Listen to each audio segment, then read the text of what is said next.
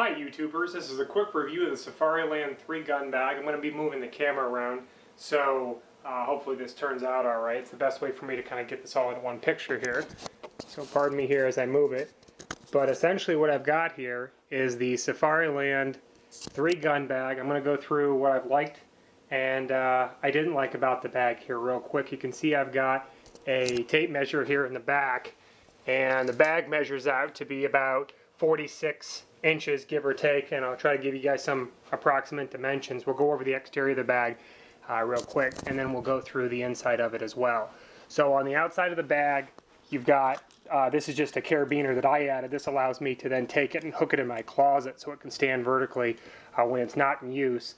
There's a couple of different ways. This is just the way I added it. So this did not come with it, but you've got these MOLLE attachments on the either side of the main front pouch, and this is divided into two sections. You've got a main split right here, then you've got one side, and then you've got the other side. On the left hand side, as the bag faces you, you've got a pouch, like I said, with MOLLE strapping on either side. Now this is actually sewn into the side of the bag, so this is not movable.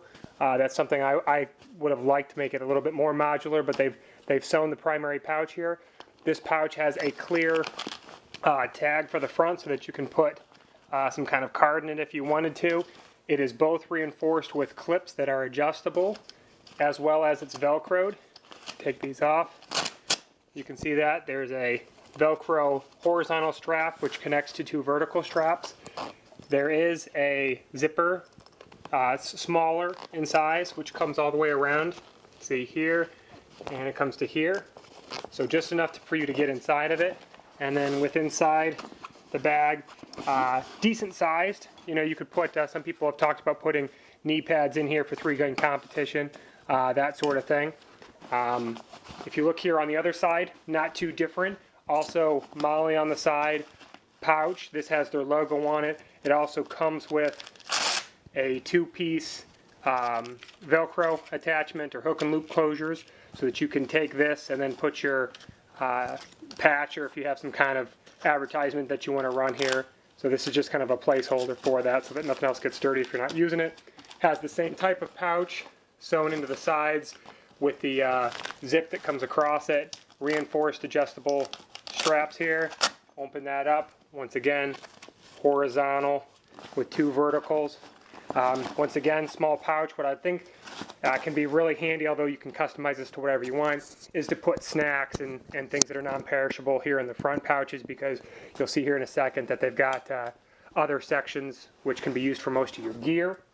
So if I come back over here to the left-hand side of the bag, you can see here the bottom of the bag. Give you a general idea. I've got some stuff in it to show you the size of that. If I come over here to the top front pouch, now the zippers on top here are a little bit bigger than the ones here on the side. Hopefully the camera will be able to pick that up. These are much bigger. They do have these heavy duty cords that are tied to them, kind of like Para 550 cord a little bit. Maybe not quite that strong. They do have the interlocking loops here so that you could put a small lock on this, like you might see for luggage bags, that sort of thing. These do come all the way down and zip. I'll show that. So it gives you a true 180 degree view with these zippers. There's another set here on the other side. This bag opens up. Nothing really on the inside cover, although it does lay flat. You can see here it has some slight padding around it, but not overly padded. Here on the front side, once again on the left hand side, I got a variety of AR mags. I've got plastic ones, I've got metal ones. When you put these 5 mags in and across this pouch, these are snug in here. It's not too bad until you get the 5th one in, as you might imagine, and then it kind of shoves the rest of them in here, so they are tight fitting. These are all 30 round mags, so you can see how much additional height. You could run 40 round mags or larger mag if you have the extensions that come off the top of them. They recommend, I think, that this pouch here on the opposite side is for shot shells and stuff. You can either put them in loose leaf. What I have in here, I've got 2 boxes of 25.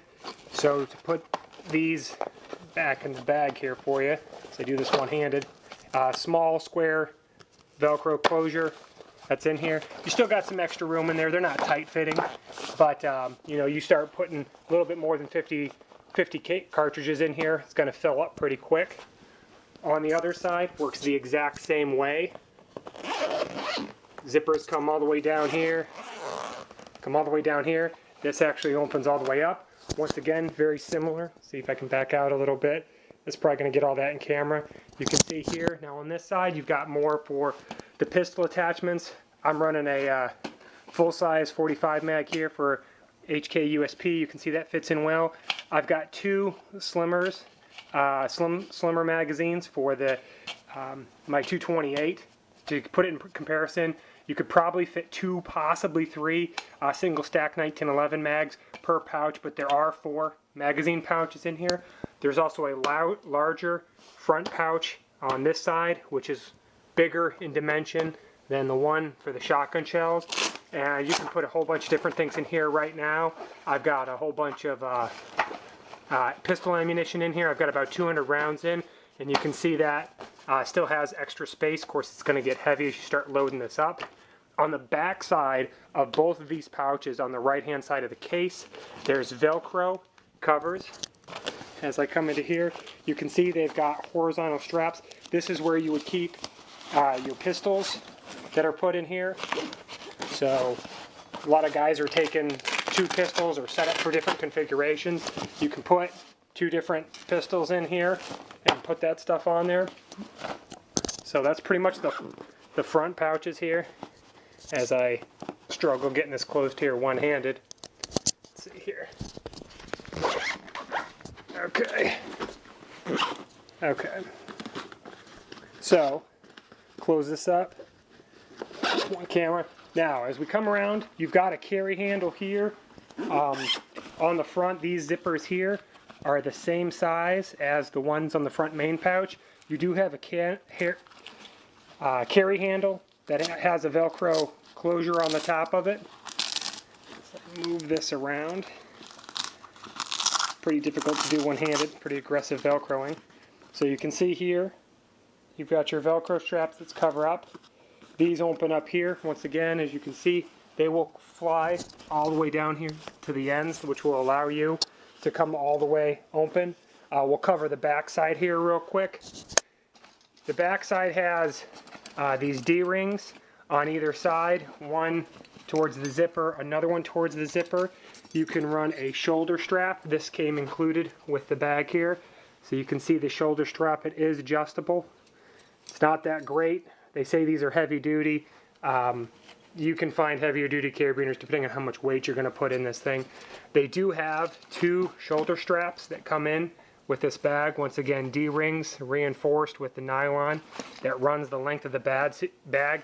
So it is the user's option if they want to run the top of the shoulder straps on this end of the bag, or you can flip this around and run these on here. They didn't really talk about how to mount the other side.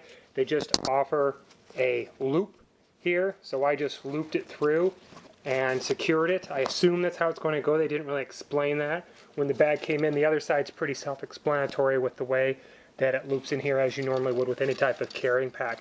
It did come with a sternum strap to help keep this on your back if you do decide to wear it in a backpack mode, so that way these don't want to fly off your shoulders or encouraged. They do have some D-rings on the front of the clips there. Really, that's about it from the exterior side of the bag.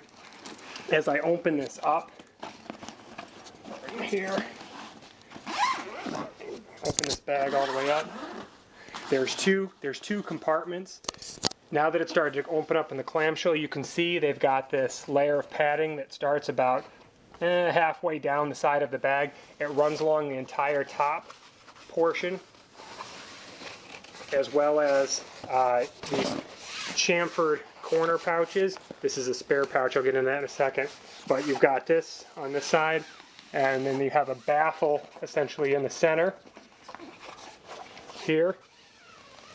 This opens up, then there's another side with these chamfered corner pouches to protect your muzzle of your rifle. Now they suggest that you put the rifle in on this half, and the reason they suggest that you do that and then you put your shotgun in here is because they have this extendable pocket for those people running larger shotguns that the 46-inch bag will allow You can take this side pocket. It does zip closed here. What you do is if you do need to run your tube extension for your magazine tube, if it's long for your shotgun, you can take this, open it up, and then essentially invert this pocket. And once again, a little bit difficult to do one-handed, but essentially, and it is padded, so it does take a moment.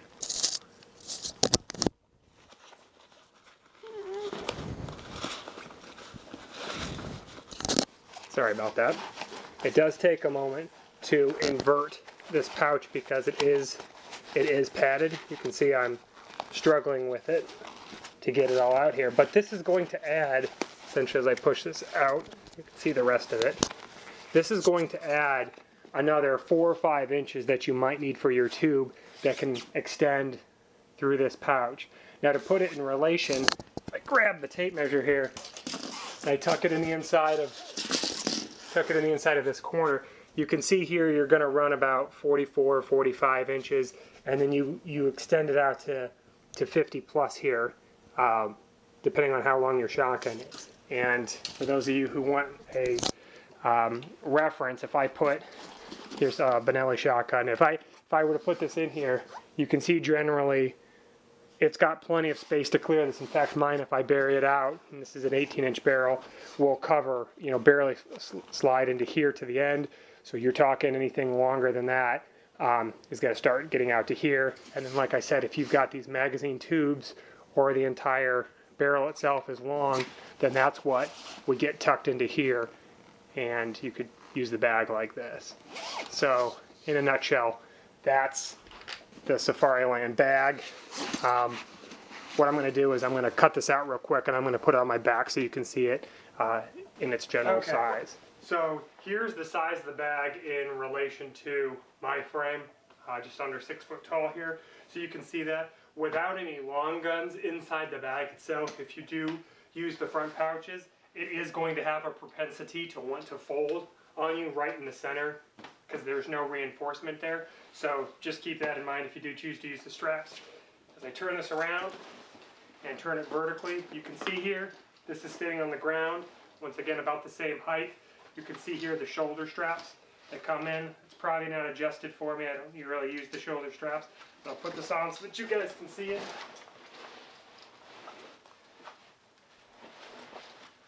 So, get this, put these on, and can pull these out, essentially make the adjustment. But essentially, here's the size of the bag. I don't know if that camera's going to be able to reach all the way down. It's coming right at about the back of my knees, top's coming about my head. Now I can adjust this certainly and tie these down depending on where you want the bag to ride. If this was much tighter here into my body and I was to take these shoulder straps up, you could see about where that would ride on me if you chose to carry it this way. I certainly wouldn't go on a long trip with it like that. These aren't exactly camping grade backpack padded straps here. There's no adjustment here for the hips where you'd want to carry most of the weight anyways. But for short trips, you get the general idea for carrying it if you chose to do so. So that's the Safariland 3-gun range bag. If you were interested in getting one, here as I turn it upside down, now you got a general idea of how this works, the different pouches, and only your imagination on how you want to mount things to the front of it. Hopefully this review's been helpful. It kind of adds to some of the other reviews out there. Thanks for watching.